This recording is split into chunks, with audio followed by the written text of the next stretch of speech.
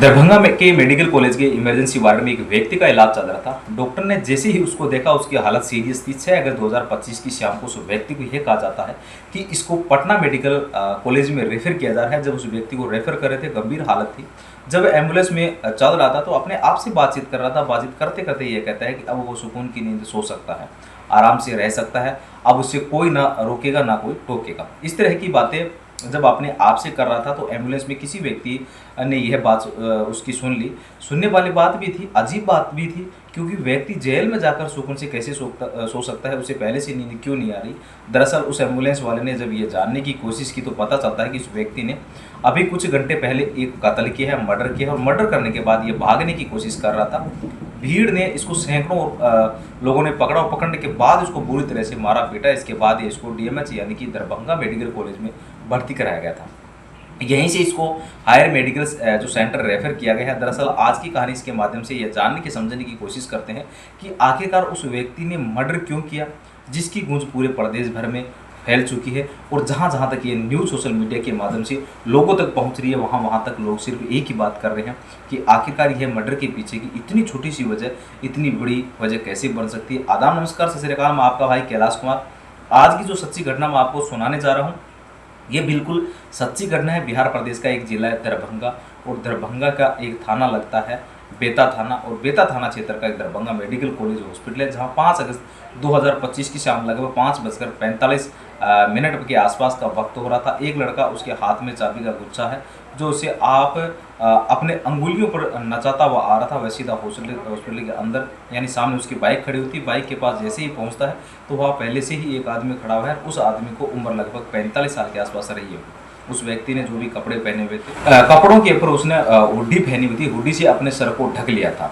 उसके बाद उसने ऊपर से एक रेनकोट भी पहना हुआ था, साथ ही मास्क अपने चेहरे का ढका हुआ था, चश्मा आंखों पर लगा हुआ था। कौन था उसकी पहचान नहीं पा रही थी। इसी बीच में उस व्यक्ति, जो कि नकाब का जैसा व्यक्ति था, उसने उस चाबी को घुमाने वाले आदमी से पूछा कि यह क्या तुम्हारी बाइक है। उसने कहा मेरी बाइक तो नहीं है, मैं तो सिर्फ अपने दोस्त से जो अपना क्लासमेट है उससे चाबी मांग कर लेके आया हूँ और मुझे कहीं जाना है। जैसे ही जो नकाबपोश से मैंने ये बात सुनी, सुनने के बाद वो शांत हो जाता है। वो लड़का बाइक पे बैठता है, उस बाइक को स्टार्ट करने की लगातार कोशिश कर रहा था, लेकिन बाइक स्टार्ट होती नहीं है। उसने जब परेशान हो जाता है तब ये देखता क्या है कि जो पलंग है, उस पलंग का तार किसी ने ऐसा लगा जैसे काट दिया है। अब इसी बीच में उसने कहा कि यह पलंग का तार है, किसी ने काट दिया है। तो नकाब उस व्यक्ति का कहता है कि ये तार मैंने काटा है। जैसे इससे पहले कि वो कुछ कहा सुनी होती है, कुछ बात होती है। मोटरसाइकिल का जो मालिक था, उसका नाम राहुल कुमार होता है, जो कि बीएससी नर्सिंग सेकंड ईयर का स्टूडेंट होता है। वो भी मौके पर पहुंच जाता है। उसके पीछे से एक आवाज़ लगती हुई लड़की भी आती है, जिसका नाम तनु प्रिया होता है। तनु प्रिया ने राहुल को आवाज़ लगाने के बाद, इससे पहले कि वह दोनों आपस में बातचीत करते हुए चलता चलता अपनी बाइक के यानी कि बुलेट मोटरसाइकिल के बिल्कुल करीब पहुँच जाता है और जाकर पूछता है कि क्या हुआ, तुम तो जाने वाले थे, बाइक स्टार्ट नहीं हुई। उसने कहा कि इस व्यक्ति ने मेरा जो बाइक है उसका प्लग है वो काट दिया है। अच्छा, इतने ही देखते उस व्यक्ति ने जैसे ही बातचीत करने की कोशिश की जा रही थी तो तुरंत ही उस नकाब उस अपने साथ से तमचा निकाला, और तमचा निकालने के बाद तुरंत ही उसकी गोली मार देता है। यानी कि राहुल को गोली मारता है, और जो गोली जो लगती है वो उसकी सीने पे लगती है, बिल्कुल दिल के एकदम करीब। इससे पहले ही कोई कुछ कहता हुआ कुछ कर पाता। एक तरफ तो गोली की आवाज़ सुननी चलती है, तो पूरे हॉस्पिटल में जो एक ही आवाज़ गूंज जाती है कि लोगों के मुंह से एक ही आवाज़ निकल रही थी कि गोली मार दी। अब इसे दरअसल पीछे की लड़की आवाज़ लगा रही, वो लड़की एकदम दौड़ते हुए उस लड़के के पास जाती है। जब राहुल को गोली लगी हुई, राहुल कुछ कर नहीं पाया और एकदम से गिर जाता है। जैसे भी वो गिरता है तो उस लड़की की बाहों में जाकर गिर जाता है। आखिरकार कुछ ही सेकंडों में उसने दम तोड़ देता है। वो लड़की है तनु प्रिया, उसकी गोद में राहुल कुमार नाम का एक लड़का दम तोड़ देता है। अब यहाँ से जो गोली मारने वाला नकाब उस व्यक्ति होता है, वो वहाँ से भागने लगता है। और जो लड़का सबसे पहले बाइक की चाबी को लेकर अपने वहाँ पर पहुँचा था, दरअसल वह लड़का बेहोश होकर ज़मीन पर गिर जाता है। देखते ही देखते सैकड़ों स्टूडेंटों का जो वहाँ पर जमघट लग जाता है। किसी ने पूछा कि क्या हुआ क्या नहीं हुआ, तभी बताया जाता है कि यह रेनकोट पहना हुआ जो व्यक्ति है उसने अपना मास्क हल्का सा नीचे करता है, चश्मा उसका उतर चुका था। और इसी बीच में बस लोगों जो छात्र थे, छात्राओं ने उसको पकड़ लिया और पकड़ने के बाद उसको बहुत बुरी तरह से मारा पीटा। इसी बीच में किसी ने पुलिस को फ़ोन कर दिया, और जैसे ही ये नज़दीकी पुलिस स्टेशन को यह खबर फैलती है तो खबर फैलने के बाद फिर डीएमओ हो या एसपी हो या सिटी एसपी हो या फिर ग्रामीण एसपी हो, 6 अलग अलग सर्किल के डीएसपी वहाँ पर आते हैं और लगभग 12 से ज़्यादा थानों की पुलिस वहाँ पर आ जाती है। दंगा नियंत्रण करने वाला एक दस्ता भी आ जाता है। पूरे इस DMs Darbhanga medical college hospital को चारों तरफ से पुलिस ने छावनी बना दिया था, कहीं ऐसा ना हो कि बहुत बड़ी बात ना हो जाए। दरअसल जिस व्यक्ति ने गोली मारी थी उसको पकड़ने के बाद बहुत बुरी तरह से पीटा। इसी बीच पुलिस आती है, उसको बचाती है, उसको मेडिकल कॉलेज में भर्ती करा देती है, उसको इलाज शुरू हो जाता है। और दरअसल यह कहानी शुरू होती है एक लड़का जिसका नाम होता है राहुल कुमार, जो कि रहने वाला होता है जिला सुपौल का एक जगह लगती है पीपरा, वहाँ का रहने वाला होता है, अपने परिवार का इकलौता लड़का है और यह बीएससी सेकेंड ईयर का नर्सिंग का छात्र होता है। कुछ दिन पहले ये बात है, उसी के ही कॉलेज में पढ़ने वाले एक लड़की का नाम तनु प्रिया होता है। उसने बीएससी फर्स्ट सेमेस्टर में जब एडमिशन लिया था डीएमएच यानी कि दरभंगा मेडिकल कॉलेज में, तो ये दोनों पहली की नज़र में एक दूसरे को दिल दे बैठते हैं, एक दूसरे से प्यार कर बैठते हैं। जब थोड़ी सी बातचीत का सिलसिला आगे बढ़ता है तभी लड़का लड़के को यह जीने मरने की 7 कसमें खा लेते हैं। वो कहते हैं कि हम लोग शादी करना चाहते हैं, शादी कर लेते हैं। अपने परिवार से लड़के ने से बातचीत की तो शायद वहाँ से कोई नेगेटिव रिस्पॉन्स नहीं आता है, लेकिन जब तनु प्रिया ने अपने परिवार से बातचीत करने की जो कोशिश की तो वहाँ से नेगेटिव रिस्पॉन्स आता है। तो लड़की कहती है कि मेरे परिवार के लोग बिल्कुल भी तैयार नहीं होंगे। लड़की दरअसल वो ऊंची जाति की है और लड़का नीची जाति का है, तो दोनों की जातियों का कोई मेल नहीं था, इसलिए परिवार की शायद सहमति नहीं बन पा रही थी। इसी बीच में मौका पाता है और लड़का उस लड़की को लेकर अपने साथ चला जाता है। यह तारीख 26 अप्रैल 2025 की, जब यह लड़का यहाँ से चला जाता है। जाने के बाद इसी बीच में इस लड़की के परिवार वालों की तरफ से नज़दीकी पुलिस स्टेशन में एक FRI दी जाती है और कहा जाता है कि मैंने अपनी लड़की को एक बुलेट मोटरसाइकिल पर बैठा हुआ देखा था। दरअसल उसका जो अपहरण कर लिया था, सॉरी तहरीर दी गई थी। तो इस मामले की आप जांच पड़ताल कर दीजिए। पुलिस FRI दर्ज करती है और कई लोगों को इसमें बाकायदा नाम भी लिखवाया जाता है, यानी कि लड़के के जो पिता थे उसके परिवार के कई लोगों का नाम इसमें मेंशन किया जाता है। अब पुलिस इनको ढूंढना शुरू कर देती है, तलाश करना शुरू कर देती है। तो लड़का और लड़की जाकर मंदिर में शादी कर लेते हैं आराम से।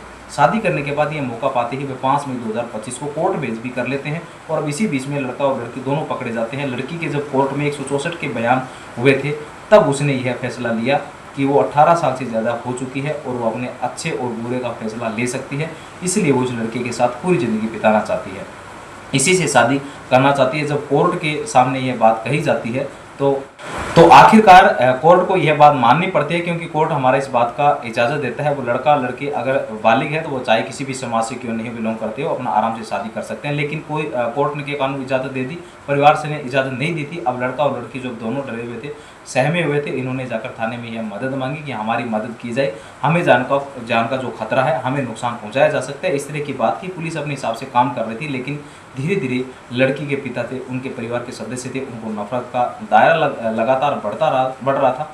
नफरत तो ज़्यादा बढ़ रही थी, तो वो अपने अंदर ही अंदर बहुत गुस्से में थे। आसपास के लोग उन्हें टोकते थे, रोकते थे, कहते थे कि तुमने अपनी बेटी को कितनी मेहनत से पढ़ाया लिखाया, अब वो लड़की एक नीची जाति के लड़के के साथ चली जाती है, आप कुछ भी नहीं कहते। पिता परेशान था, हालांकि पिता एक अपना क्लिनिक चला रहा था। जो भी उसके यहाँ पर कोई भी पेशेंट आता है, हर ज़्यादातर पेशेंट इसी से बातचीत करते हैं। कभी कभी नई बात करते थे तो ऐसा लगता था कि डॉक्टर को जैसे ही क्या वो सिर्फ उसी की बेटी के बारे में सोच रहे हैं, देख रहे हैं, और वो डॉक्टर अपने आप में इतना परेशान रहने लगता है। उसने एक तारीख चुनी 5 अगस्त 2024 की सुबह डीएमएस मेडिकल कॉलेज की जो हॉस्पिटल था उस हॉस्पिटल के बाहर खड़ा हो जाता है, और जहां अक्सर वह बुलेट मोटरसाइकिल खड़ी हो जाया करती थी वह वहीं खड़ा रहता था। सुबह 11 या 12 बजे के आसपास वहाँ पहुँच जाता है। कई घंटे तक लगातार इंतजार कर रहा था कि कब यहाँ से अंदर हॉस्टल से राहुल निकलेगा और निकलने के बाद उसकी देख लेगा। इससे पहले कि राहुल तो निकल के आता ही नहीं है, उसका दोस्त उसकी बाइक चाबी लेके आ जाता है और वह वहाँ से जाने की तैयारी में था, लेकिन वो बाइक की जो प्लग है वो काट देता है, प्लग की जो डोरी थी उसको काट देता है, हालांकि बाइक स्टार्ट ना हो सके। इसी बीच में मौका पाता है और मौका पाते ही वह अपने दामाद को जो कि शादी हो चुकी थी, अब दामाद ही कहेंगे, उसकी गोली मारकर हत्या कर देता है। और उसकी हत्या कर देता है। उसके बाद की उसकी जो बेटी है वो चीख चीख कर लोगों के सामने, मीडिया वाले भी वहाँ पहुँच जाते हैं, पुलिस वाले भी वहाँ पर पहुँच जाते हैं, और उसके वो कहते हैं कि मेरे पिता ने पति को गोली मारकर हत्या कर दी। मैंने इसी बीच में अपनी बहन को भी फ़ोन किया, माँ को फ़ोन किया, भाई को फ़ोन किया, लेकिन किसी ने सुना ही नहीं, किसी ने देखा ही नहीं। मुझे इंसाफ चाहिए। यदि एक निर्धारित तारीख तक उसे इंसाफ नहीं मिला तो देख लेना वह गलत भी कदम उठाने के लिए मजबूर हो जाएगी। यह उस लड़की का बयान था जो सोशल मीडिया पर बहुत तेज़ी के साथ वायरल हो रहा था। इसी बीच में जो पब्लिक ने भीड़ भी उस व्यक्ति को बहुत बुरी तरह से मारा पीटा, साथ ही उसको इमरजेंसी में भर्ती करा दिया था और लगभग शाम 5 बजे से लेकर 7 बजे तक सारी जो सेवाएं थी, व्यवस्थाएं थी उस मेडिकल कॉलेज की ठप हो जाती है, क्योंकि हर छात्र के अंदर बहुत ज़्यादा गुस्सा था। हर छात्र मांग कर रहा था कि आखिरकार एफआईआर दर्ज कर ली जाती है और ये एफआईआर दर्ज में जो लिखा जाता है उसमें लड़की के जो पिता होते हैं, माँ होती है, 2 भाई होते हैं, बहन होती है, सभी को नामजद किया जाता है और उसने दादी तक पर भी आरोप जो लगा दिया था। फिलहाल इस पुलिस को इस मामले की जांच पड़ताल कर रही है, लेकिन लड़का और लड़की के एक फैसले से उन दोनों के परिवार पर पूरी तरह से आफत आ चुकी है। लड़का अपने घर में कमाने वाला बिल्कुल इकलौता होता है, उस पर कई तरह की जिम्मेदारियां भविष्य में आने वाली थी, वो अपने परिवार को देखने वाला था और लड़की की एक जिद के चलते उसकी पूरी फैमिली अब सफ़र करेगी, शायद सलाखों के पीछे रहेगी ज़िंदगी भर। उसमें जब तक वो मुकदमा चलता रहेगा तब तक वो ऐसे ही दिक्कतें और परेशानी से जूझते रहेंगे। दोस्तों, कोई भी फैसला लेने से पहले कई बार सोचना चाहिए कि इस फैसले से किसको क्या दिक्कत हो सकती है, परेशानी हो सकती है। जैसे ये घटनाक्रम सोशल मीडिया के माध्यम से लोगों को पता चलता है तो लोग तमाम तरह की प्रतिक्रिया देना शुरू कर देते हैं। कुछ लोग ऐसे होते हैं जो इस लड़की के समर्थन में कि जाति ऊंच नीच ये सब अब बहुत पुरानी बातें हो चुकी है, ऐसा नहीं करना चाहिए था पिता को।